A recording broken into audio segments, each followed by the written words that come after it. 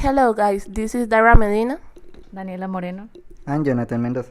and today we are going to talk about how to teach vocabulary. First of all, we are going to talk about what is in a word. Yeah, so guys, we are going to look at this example. So, this is I like looking for bits and pieces like all second-hand record players and doing them up to look like new. Yeah? So, in this, there are 20 words in this sentence. 3 of them are repeated, like 1, 2, and 3. On the other hand, they have different functions in the sentence. We have looking and look. So, are these two different words or two different forms of the same word? Then, what makes second hand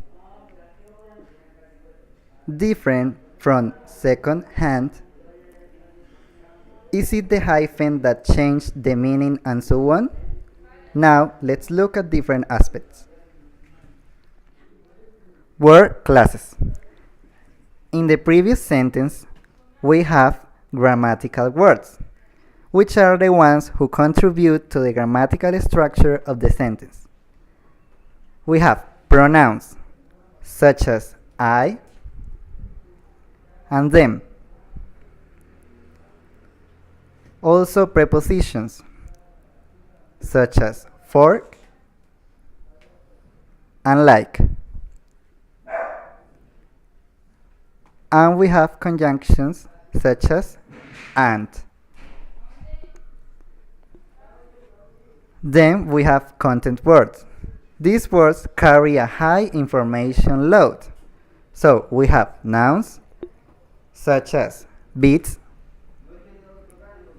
pieces, record, and players. Then we have verbs such as like, looking, doing, and to do. And then we have adjectives such as all, second hand, and new. And finally, we had adverbs such as up. Word families. In this, we have two parts. The first one, the different grammatical forms of a word are called inflections. The use of add-ons affixes to turn a verb into a past tense or pluralize a noun. So, for example, we have look and its past tense looked. And we have book and its plural form books. The second, a word that results from the addition of an affix to a different root with a different meaning is called derivative. So, for example, we have play.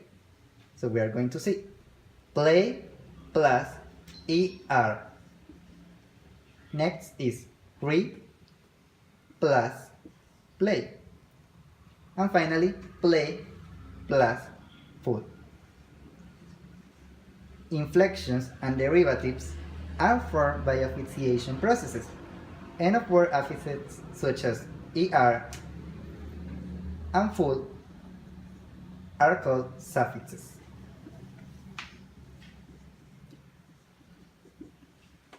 Then, in the example, beginning of word affixes such as read are called prefixes.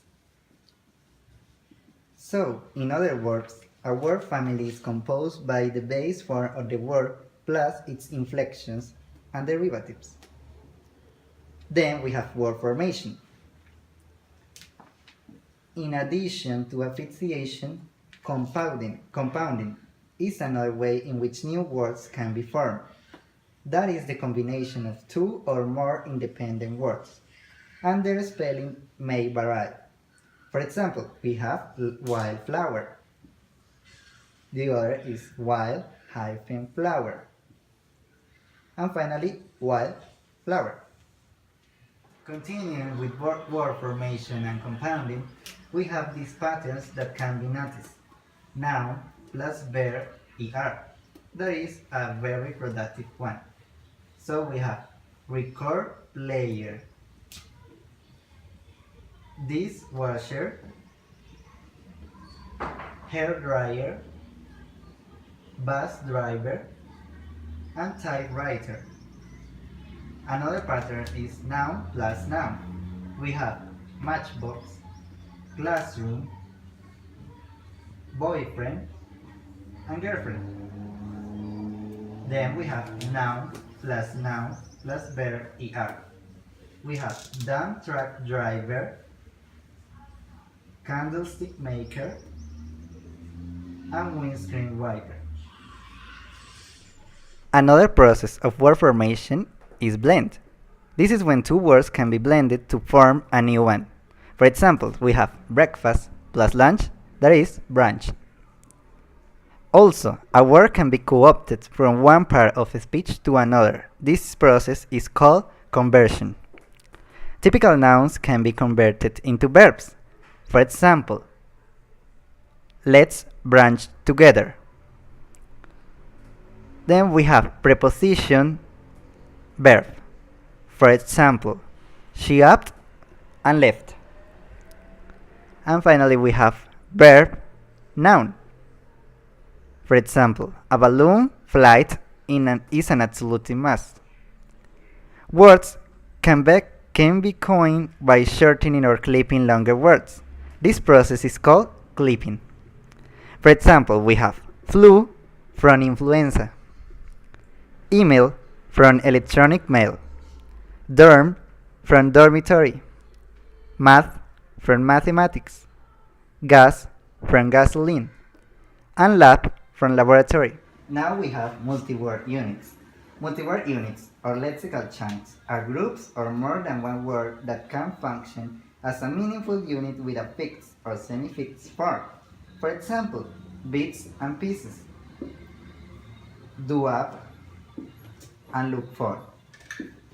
Chunks may vary in terms of how fixed and how idiomatic they are. Its meaning is explicit from its individual components. For example, we have out of the blue. You cannot say out of the green. Besides, there are other multi-word units that can be observed. For example, sentence frames. They are used to provide a structure to hang a sentence. They are used in planning rapid speech. For example, it's amazing how, I question the accuracy of, etc. Then we have phrasal verbs or multi-parts verbs. Compounds of verb plus adverb are used in informal language. These are often idiomatic and can be separated. For example, laying more workers off, laying off more workers. And finally we have let's sing, a word or a group of words that can be counted as a single meaning unit. For example, looking for, bits and pieces, record player, etc. Collocations. Two words collocate if they occur together with more than chance frequency. In other words, when we see one, we can be safe that the other one is in the neighborhood. Two collocates may not even occur next to each other. For example, he set the junior record in 1990, just to set the record straight. Homonyms. Words that share the same forms but have unrelated meanings. For example, well, bad, shed, etc. On the other hand, there are words that sound the same but are spelled differently, are called homophones, that share the same sound. For example, tail and tail. Then we have homographs, that is the same writing, that are pronounced different but spelled the same. For example, a live concert and where do you live? Then we have polysems. Many words in English have different but overlapping meanings. For example, she was only a fair cook, and it would be fair and warm. Following synonyms. Words that share a similar meaning. For example, old, ancient, antique, aged and elderly means not young or new. Then we have antonyms, words with opposite meaning, and they are a convenient teacher research. For example, black and white. And finally, hyponyms. These are words useful when talking about the way word meanings are related, and this is a kind of relationship. For example, kiwi is a hyphonym of bear or a fruit, and these are called superordinate. Also, cohyphonyms are the ones which share the same ranking in a hierarchy. Now let's see how words are learned. First of all, we have how important is vocabulary. So without grammar, very little can be conveyed. Without vocabulary, nothing can be conveyed. This is how linguistic David Wilkins sum up the importance of vocabulary learning. So you can say very little with grammar, but you can say almost anything with words. For a long time, teaching approaches such as the direct method and audiolingualism gave greater priority to the teaching of grammatical structures. In order to not to distract from the learning of these structures, the number of words or vocabulary introduced in such courses was kept fairly low.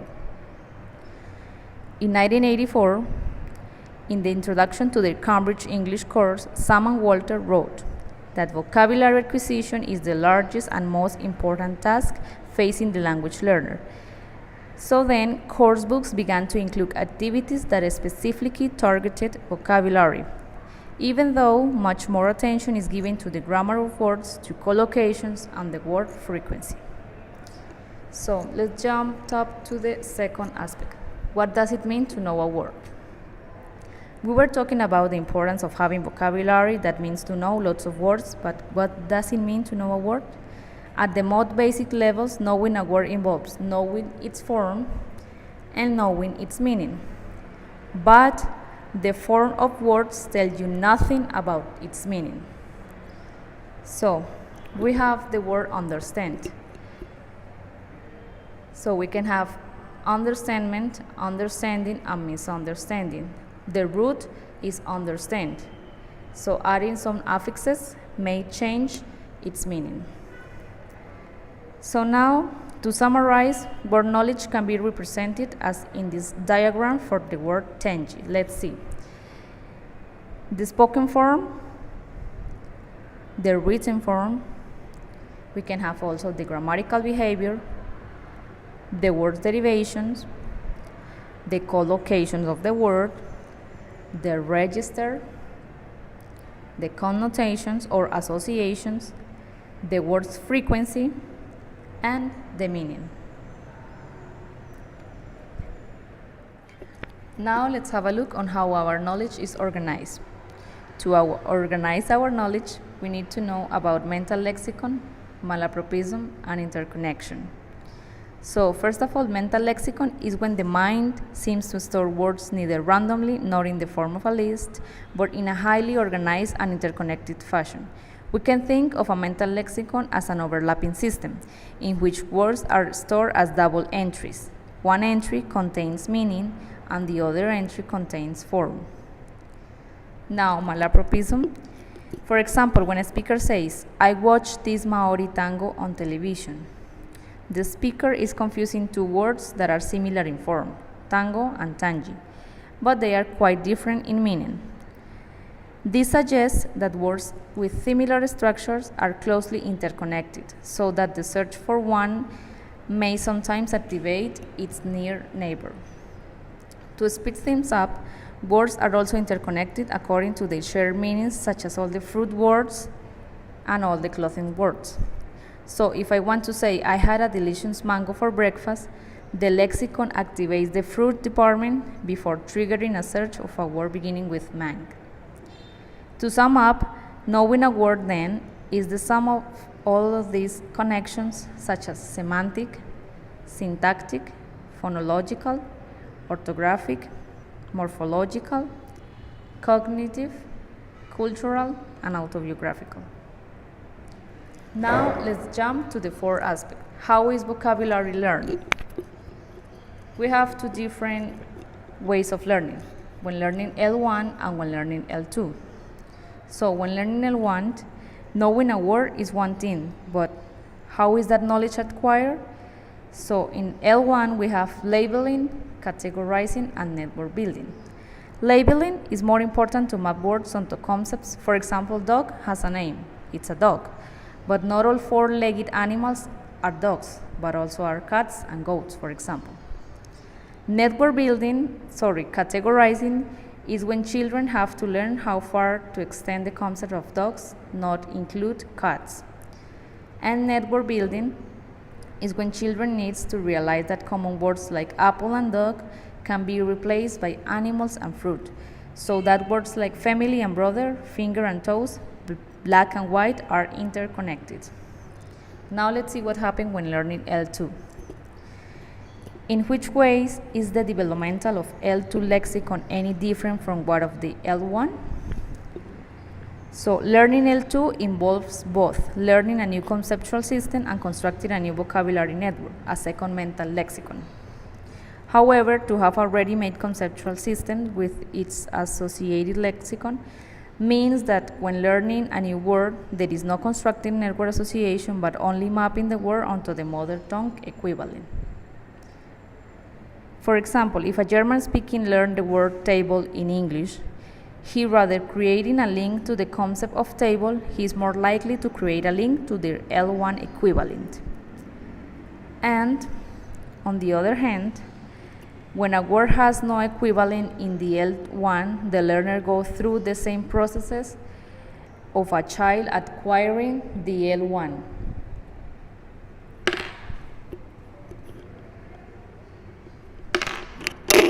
Now we are going to talk about how many words a learner needs to know. An educated native speaker will probably have a vocabulary of around 20,000 words, actually word families.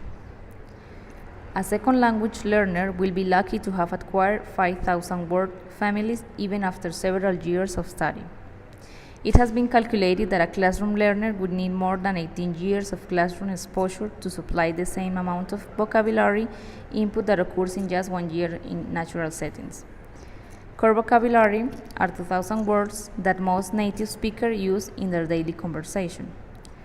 Undefining vocabulary are 2,000 words used in dictionaries for language learners. In the end, exactly which words a learner needs to know is a very personal matter. Now, we are going to talk about how our words remember. Learning is remembering, so let's see the systems of memory to learn and recall words. We have short-term memory, that it is the brain capacity to hold a limited number of items of information for periods of time up to few seconds. For example, holding in your memory a telephone number. Working memory, tasks such reasoning, learning, and understanding depend on working memory. It is where information is first placed, studied and moved about before being filed away for later retrieval. Then we have articulatory loop, a process of subvocal repetition. It enables the shortened store to be kept refreshed. And finally, long-term memory, kind of feeling system. It has enormous capacity and its contents are durable over time. Researchers into memory suggest relevant aspects to ensure the materials is stored in the long-term memory. We have repetition, that is letting the articulatory loop just run and run. We have retrieval, that is the act of retrieving something you learn is more likely that a learner recall it later, like just remember. Then we have spacing.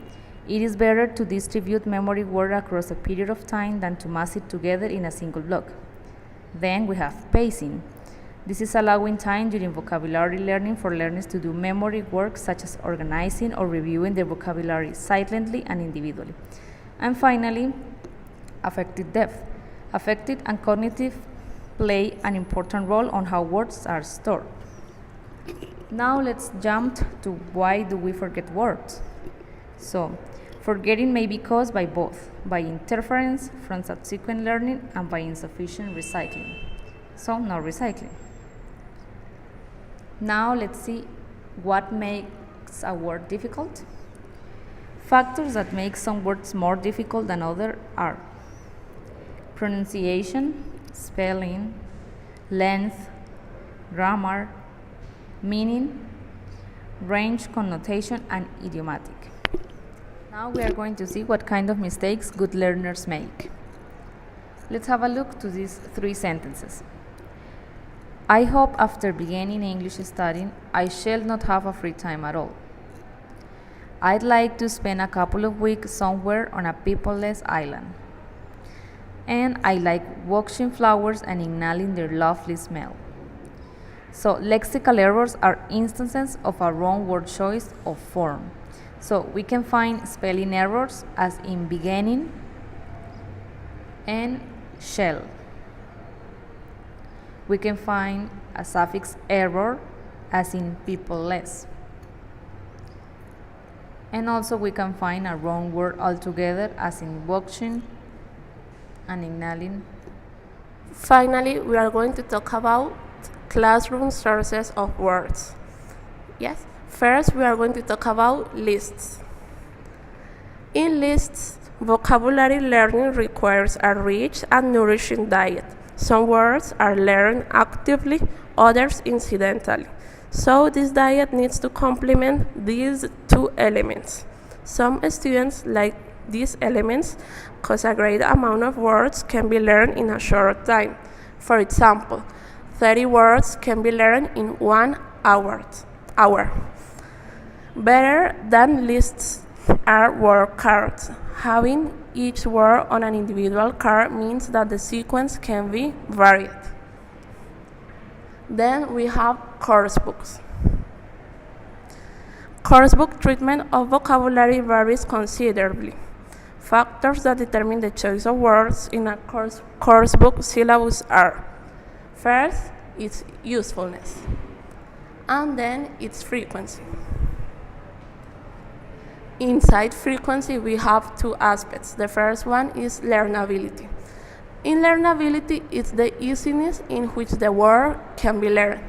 For this aspect, L1 is really useful. Then we have teachability. In this case, is again the easiness in which a word can be learned. But in this case, it can be noticed that nouns are easily learned than verbs. Vocabulary is incorporated into 3 ways. First, it's incorporated into segregated versions. That can be isolated words. Then we have integrated. That means that vocabulary can be integrated into text or listening-based activities. And finally, we have incidentally.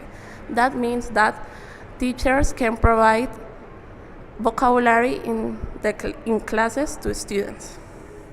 Then we are going to see another way in which vocabulary is presented, that is lexical sets.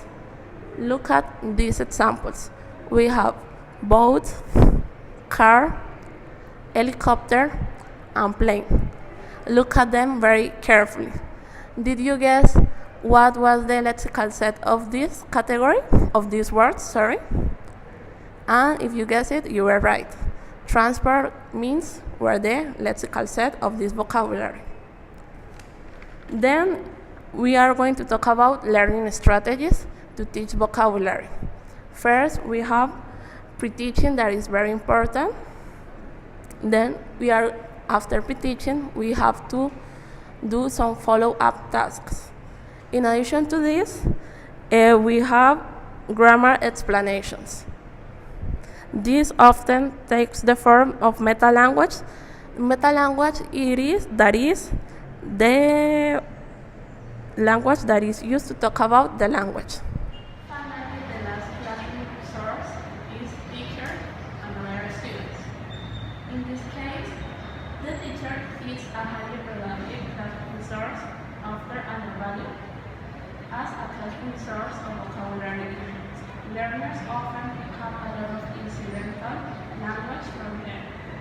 Then we have teacher, that is also a source for interpersonal language. For example, a teacher can ask to their students, "Do you have a nice weekend?" In this case, the teacher is unconsciously providing new vocabulary to the students. Then teachers' own stories help them talk about, for example, phrasal verbs. And finally, other students often pay attention to what other learners say than maybe the course book or the teacher. And that's all about classroom sources. And finally, for this class, guys, be careful, think about this. What classroom sources can the teachers use to view? And that's all we have.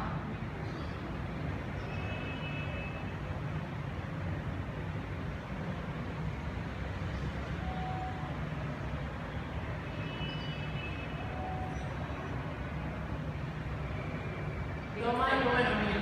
Acción. And is plural. Ay, no, volvemos a empezar. No, porque desde el principio Yo me estaba requete aguantando la risa. A ver, espera. Word formation. Oli.